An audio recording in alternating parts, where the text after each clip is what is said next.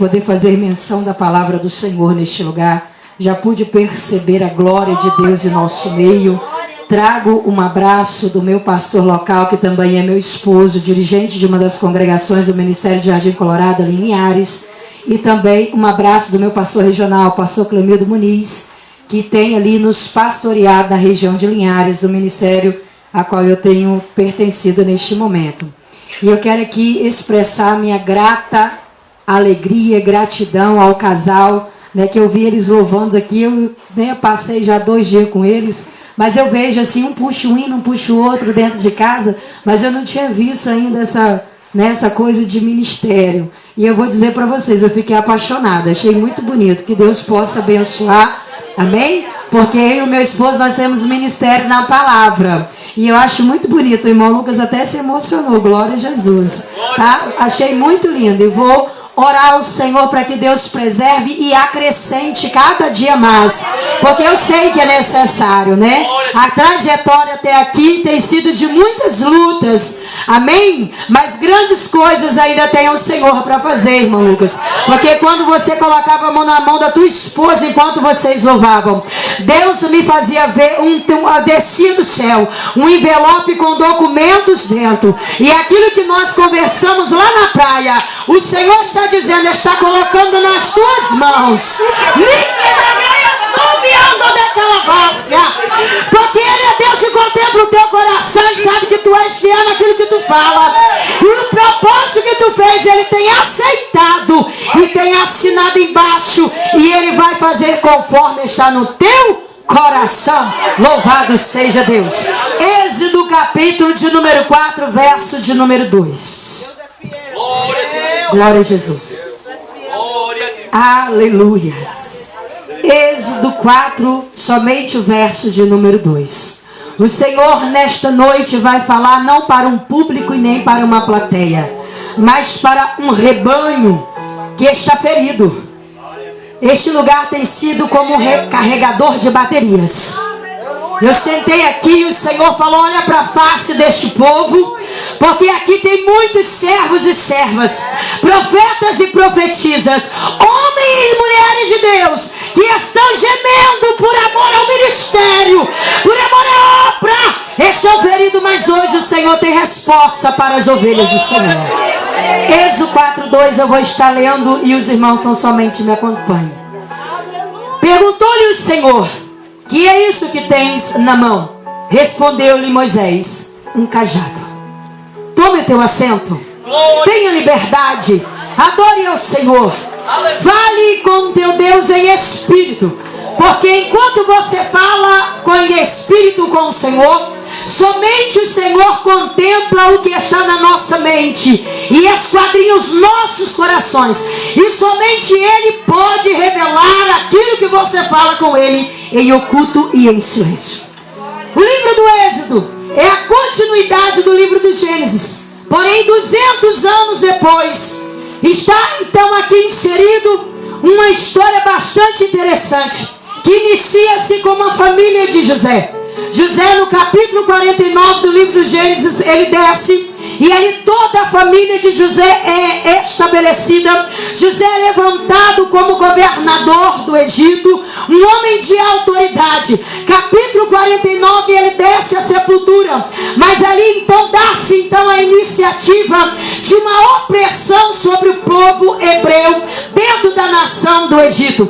A Bíblia vai nos dizer que no primeiro capítulo do livro do Êxodo está em eminência um homem que é chamado Amós, e ele é da 13ª dinastia de reis do Egito, um homem hostil, um homem leviano, um homem mau, que propositou no coração colocar para fora todos os reis, todos os povos ixos que estavam estabelecidos do centro da Ásia até o Jordão, até o rio Nilo. E ali nós observamos que aquele homem começa a expulsar os amorreus e começa a colocar para fora aquele povo, e ele segura um povo diferente que estava estabelecido próximo do rio Nilo.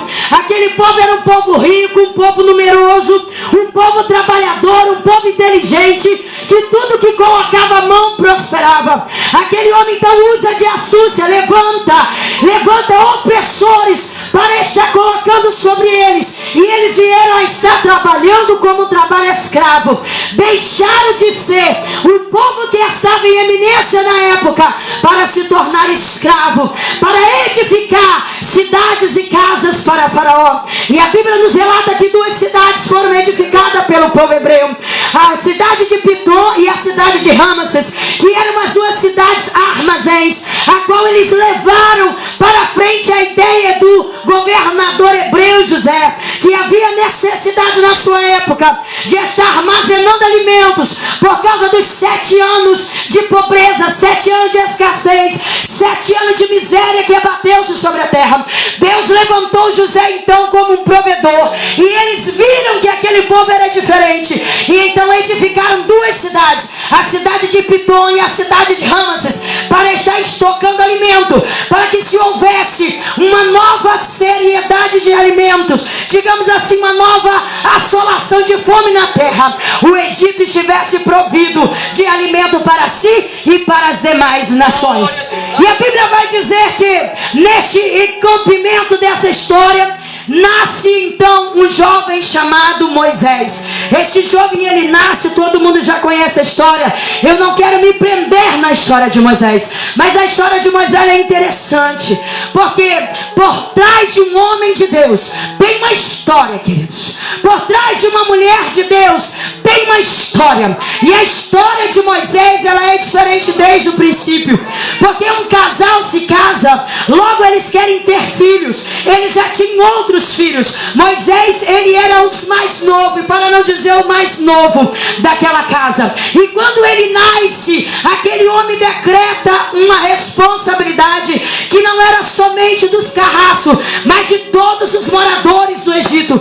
Todo o povo egípcio tinha uma ordenança do rei, a morte de matar todos os meninos que nascessem. Havia 2 parteiras, Puá e Cifra, porém elas desobedeceram a ordem do rei, e quando Moisés nasce, elas não tiveram coragem de matar aquela criança.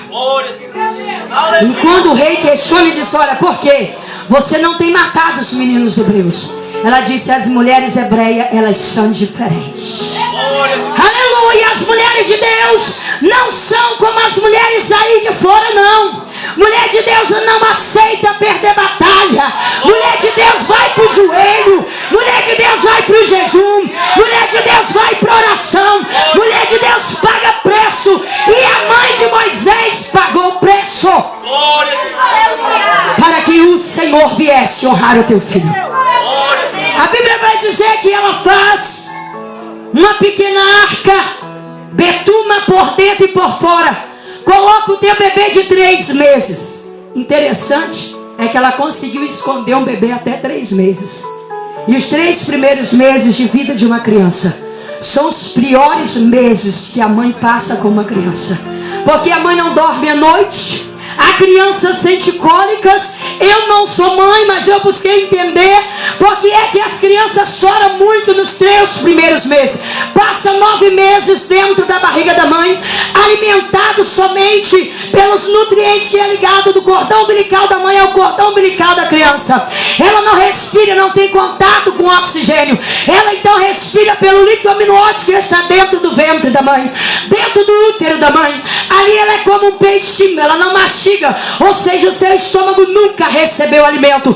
Por 9 meses ele passa dessa forma. Quando nós nascemos, essa forma perfeita que aqui vos fala como eu, e aí nós começamos na primeira mamada. Quando o leite chega, o leite materno em contato com o estômago produz gases, produz cólicas e enche a barriga da criança. A criança começa a evacuar, a criança sente cólicas, a cabeça da criança dói, porque as vias aéreas ressecam, porque já não tem mais o líquido amniótico relógio para estar umedecendo por dentro, e o seu corpo ainda não desenvolveu aquilo que é necessário para que venha até a umidade que nós temos nas narinas. E isso significa que ele sente muitas dores. Toda mãe, quando vai dar banho na sua criança nos primeiros meses, tem o hábito de pegar um algodãozinho, umedecer e passar por dentro das narinas. Nos primeiros banhos sai uma secreção amarela. Aquilo é pus mesmo, querido, porque há um choque com a pele da criança juntamente com o oxigênio, e se não for tratado pode provocar até mesmo uma infecção muito séria. Aleluias. Eu não sou mãe ainda, glória a Jesus, mas eu sei de tudo isso porque eu li numa revista. E é verdade ou mentira? É verdade? Glória a Jesus, porque foi a pediatra que escreveu o livro. Então nós entendemos que é um milagre de Deus. Como que ela esconde uma criança até os teus primeiros meses, 3 primeiros meses, que são justamente os meses que a criança mais chora, os meses que a criança mais sofre e que a mãe menos dorme. Mas aquele período em que ela não dormia, eu acredito que enquanto ela não dormia, ela orava, enquanto ela não dormia, ela chorava, enquanto ela não dormia, ela descia, se humilhava e dizendo: Deus, eu não perco meu filho, Deus, eu não vou entregar o meu filho, eu não vou entregar o meu projeto, eu não vou entregar o meu sonho, eu não abro mão dessa promessa. E é assim que nós temos que estar exatamente aqui agora. Enquanto eu estou injetando fé em você, porque a Bíblia diz que a fé vem pelo ouvir, e o ouvir pela palavra de Deus, você vai simplesmente dizendo: Deus, eu quero, a bênção é minha, a vitória é minha, eu não abro mão, eu quero mais, acrescenta, Jesus. E Ele está fazendo isso nesta noite. E a Bíblia diz que o segundo milagre acontece quando aquela pequena arca ela é posta dentro das águas. Consequentemente, se fosse talvez uma pessoa qualquer, ela desceria rio abaixo. Mas ela fez o percurso ao contrário. Ela subiu o rio acima. Por quê? Porque os hebreus ficavam nas cidades mais baixas. E a cidade onde estava edificada, o palácio real do Egito, era a cidade alta entre as montanhas. Lá estava a filha de Faraó, se banhando nas águas do rio Nilo, nas nascentes do rio Nilo. E lá estava também a arquinha. Lá estava também um projeto de Deus. Lá estava uma chamada divina. Lá estava uma promessa de Deus. Eu quero te dizer uma coisa: Satanás pode levantar o espírito do governador, mas eu quero te dizer uma coisa: projeto de Deus não desce, projeto de Deus sobe, projeto de Deus sobe, projeto de Deus não se perde no meio do caminho. Tem lugar específico para estacionar. Fala pro teu irmão: projeto de Deus não se perde no meio do caminho. Tem lugar específico para se estacionar. Lá estava estacionado a arca com um projeto de Joquebede dentro. O menino Moisés. Glória a Jesus. E eu quero te dizer uma coisa: todas as vezes que um projeto de Deus estiver correndo risco, Deus levanta um Lucas e Eunice para ajudar. Todas as vezes que um projeto de Deus estiver correndo risco, Deus levanta um para ajudar. Você crê? Eu estou fazendo esse papel exatamente agora. Eu estou te ajudando, dizendo: alavanca a tua fé, acredita, porque o teu projeto já tem hora para ser encontrado. Aleluia. Lá estava a filha de Faraó se banhando. Ela ouve o choro e vai até a arca e observa que a criança que está dentro não é uma criança egípcia, mas sim uma criança hebreia, um dos filhos dos hebreus. E ela pega aquela criança para si. Os irmãos já conhecem tudo isso. A Bíblia vai dizer que ele cresce dentro do palácio, é educado com toda a ciência do Egito. Ele então é educado também em artes marciais, porque como filho da filha de Faraó, ele era herdeiro do trono também, tinha os mesmos direitos de filhos naturais. E naquela época, todas as vezes que havia batalha na terra, se o general que estava diante do exército caísse na peleja, os príncipes iam para defender a coroa vai. E então se dá a entender que Moisés ele estava sendo adestrado, ensinado para impor a espada como um general em tempo de guerra. E a Bíblia diz que com os 40 anos ele sai de dentro do palácio, vai dar um passeio na terra dos hebreus, e lá ele observa que os opressores egípcios estavam batendo em um que tinha menos força. Ele toma as dores do seu irmão e mata um egípcio na mão dura. Por aí você entende a força daquele homem. Ele sabia aonde bater para matar. Ele sabia aonde bater para defender o seu irmão. A igreja do Senhor, ela também tem as suas armas de defesa, de ataque, para defender os nossos irmãos. E a nossa arma, ela não é carnal, mas sim espiritual, para destruir as fortalezas de Satanás. A palavra, a Bíblia, o livro sagrado, as sagradas escrituras. Aleluias. E a Bíblia diz que quando no dia seguinte ele volta no mesmo lugar e ele vê dois hebreus brigando, e ele toma a frente e diz: olha, vocês são os irmãos, por que vocês brigam? Não brigam. E o que estava, lógico, em vantagem, ele diz: olha, você vai querer fazer conosco o que você fez ontem com o carrasco egípcio? Ele teme e foge. Eu quero te dizer uma coisa: muitos heróis da fé, houve um momento que fugiram. Portanto, eu e você não precisamos ficar envergonhados. Moisés fugiu porque temeu a fúria do rei egípcio Amós. Elias fugiu porque temeu a fúria de Jezabel. Aleluias. E muitos que aqui estão fugindo da responsabilidade ministerial por causa de coisa pequena, coisa boba, coisa pequena, que você pode suportar. A palavra do Senhor diz que não nos sobrevém lutas que venham a ser sobre-humana, não. Ele dá na medida, não é para matar, é para nos aperfeiçoar. Portanto, deixa de ser covarde, toma a tua posição e exerce aquilo que Deus te deu. Exerce. Não tem esse negócio, irmãos. A igreja do Senhor é a instituição mais poderosa que existe na terra. Quando o poder aquisitivo fala, a igreja entra em oração, irmãos.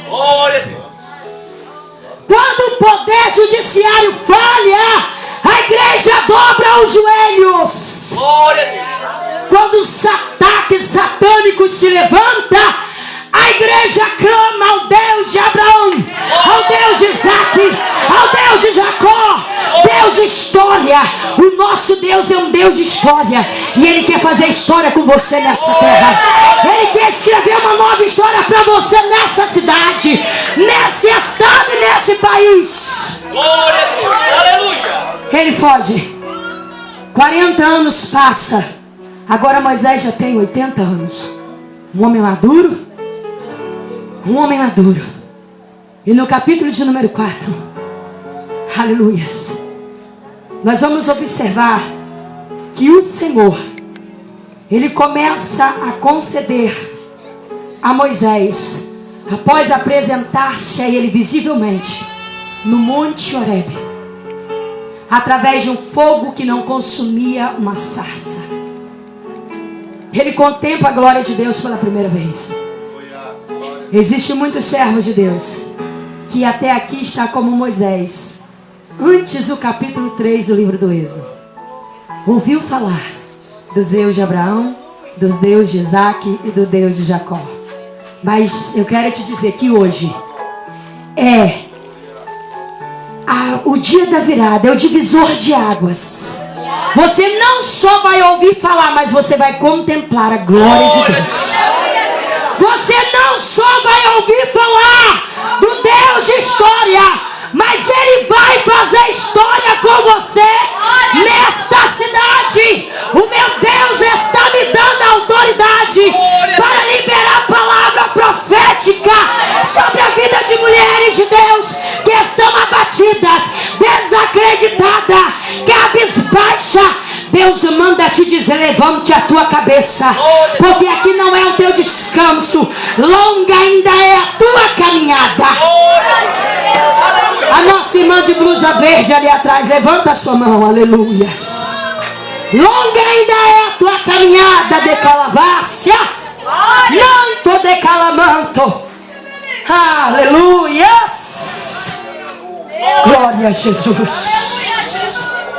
Você acha que Jesus não te contemplou a tua chegada aqui? Assim como muitos que aqui estão, achando que estão aqui chorando em vão, adorando em vão, glorificando em vão. O Senhor manda te dizer que longa é a tua caminhada, e a tua causa Ele está tomando para Ele hoje.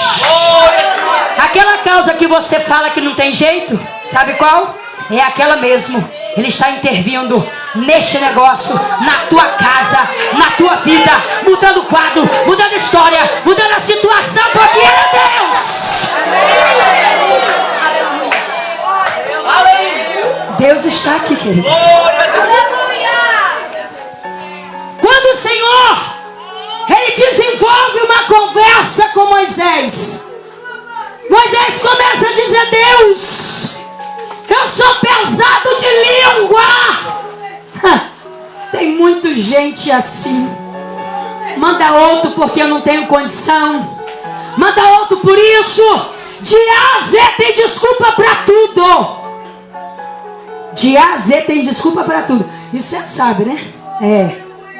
Porque o negócio também está pegando pro seu lado. De A a Z tem desculpa para tudo. E o Senhor disse: olha, Moisés, deixa eu só te contar um segredo. Fui eu quem fiz o homem, fui eu quem fiz o mudo, fui eu quem fiz o coxo, o surdo, fui eu que dei também a fala para o falante. Fui eu. E sou eu quem te chamo. Aleluia. Nikia Nagaya Soubias. Meu Deus, no capítulo de número 4, verso 1 está escrito assim: então Moisés replicou a Deus: mas Senhor, eis que os israelitas não acreditaram em minha pessoa. Tem um monte de covarde assim. Deus, a igreja não vai acreditar, não vai aceitar, vai olhar para mim e vai dizer quem eu sou. Vai dizer até que eu não sou nada. Fala para o irmão que está do seu lado: você não é nada mesmo não. Fala: você não é nada mesmo não. Você não é nada. Sabe por quê? A palavra do Senhor diz que Ele pega as coisas que não são para confundir os que pensam que são. Ele pega as coisas pequenas, as desprezíveis, para usar e para confundir os grandes. Oh, glórias! Será que Deus está falando com alguém aqui? Se achar, glorifique o nome do Senhor. Não vão acreditar, tampouco darão ouvidos às minhas palavras, porquanto certamente contestarão. Não é possível que o Senhor tenha aparecido a ti. Glória a Jesus. Glória a Deus. E então o Senhor respondeu-lhe: que é isso que tu tens na mão? E respondeu-lhe Moisés: um cajado. Um cajado. Glória a Deus. Você não entendeu? Aleluia. Nós, igreja do Senhor, nós somos apacentadores de ovelha. Independente de cargo, denominação, nós temos a capacidade, pelo Espírito Santo de Deus, de apacentar almas, de ganhar almas para Jesus. Portanto, faça bom uso do cajado que Deus deu nas tuas mãos. Porque tem gente que acha que cajado, irmão, é só para pegar, para matar. Pá! Dá só no lugar mortal. Não, senhor. Eu uso cajado lá na minha congregação Porque eu sou dirigente do ciclo de oração de 16, irmã. É pequeno, irmã, porque a minha capacidade é pouca ainda, entendeu? Eu estou pedindo a Deus, conforme Ele for me capacitando, Ele também vai acrescentando o ciclo de oração, amém? São 16 irmãs sobre a minha tutela, responsabilidade espiritual. E às vezes eu pego o cajado, mas não é para matar elas não. É para mostrar para ela como que deve ser a conduta de uma serva do Senhor. Às vezes algumas delas pensam em dar uma voltinha lá no Egito, calça até a sandalinha do Egito. Eu pego o cajado, pego no pescoço e volta, porque aqui é que é o teu lugar. Aqui é o teu lugar. Aqui é o endereço da tua bênção. Aqui é o local da tua vitória. A mocidade não é diferente, a responsabilidade também é minha. Lá eu tenho jovem de 12 a 31 anos de idade. E eu converso com todos eles, de realidade para realidade. Trato o de 12 como se tivesse 12. E trato de 31 como se eu tivesse 31, porque eu tenho 36. E ele é homem, eu trato como se homem eu também fosse. Não tenho restrições em nenhum tipo de assunto. E é por isso que hoje ele estará como dirigente local da mocidade do Linhares 5. Hoje é festa regional do Ministério de Jardim Colorado, na cidade de Linhares. Hoje ele está sentado em cima de uma tribuna como representante da mocidade do Linhares 5. Mas quando ele chegou 9 meses atrás naquela congregação, ferido no corpo e na alma, porque 2 anos afastado do evangelho, levou uma surra de 4 homens, fingiu que estava morto para não ser morto. O Senhor fala: trata, porque você vai precisar dele.